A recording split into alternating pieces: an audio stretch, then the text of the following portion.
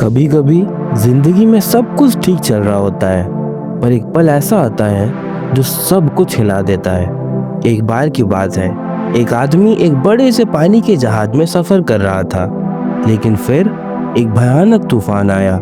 पूरा जहाज तूफान में डूब गया। सारे लोग खो गए, सिर्फ एक आदमी बच गया। उस आदमी ने टूटे दिल से अपनी जान बचाई। तैरता तैरता एक छोटे से सुनसान टापू तक पहुंच गया। थका हारा, अकेला और बेहाल। वहां पहुंचते ही उसने आसमान की तरफ देखा और कहा, हे ईश्वर, मुझे यहाँ से निकाल लो। पर पूरा दिन गुजर गया, कोई मदद नहीं आई। उसने हर दिन प्रार्थना की और रात भर आस लगा कर सोया, लेकिन हर सुबह वही सन्नाटा, वही तन्हाई। महीने बीत गए। अब उसने उम्मीद छोड़ दी। एक छोटा सा झोपड़ा बनाया। नारियल का पानी, जंगल का फल और मस्ती में पकड़ी हुई मछली उसकी जिंदगी बन गई।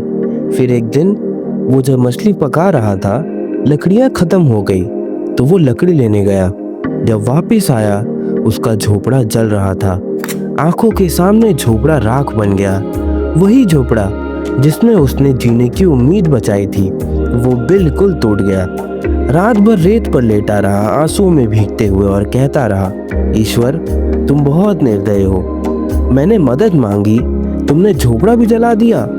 अगली सुबह आंख खुली तो देखा कि समुद्र के पार एक बड़ा सा पानी का जहाज खड़ा था। वो दौड़ता है, चीखता है, बच गए, कोई आया है मुझे बचाने के लिए। वो पानी के जहाज में चढ़ गया। जहाज में चढ़ते ही उसने कैप्टन से पूछा, आपको कैसे पता चला कि मैं इस सुनसान टापू में हूँ?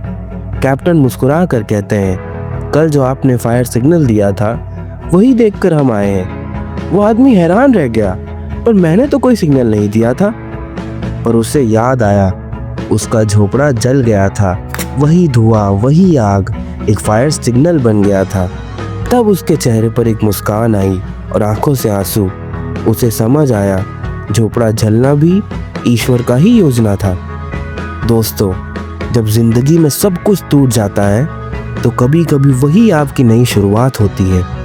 हमें लगता है ईश्वर ने सब कुछ छीन लिया, लेकिन असल में वो कुछ और बेहतर भेजने की तैयारी कर रहे होते हैं। इसलिए कभी हार मत मानिए, क्योंकि जो टूट रहा है वही कभी कभी आपकी जिंदगी की सबसे बड़ी सिग्नल बन सकता है।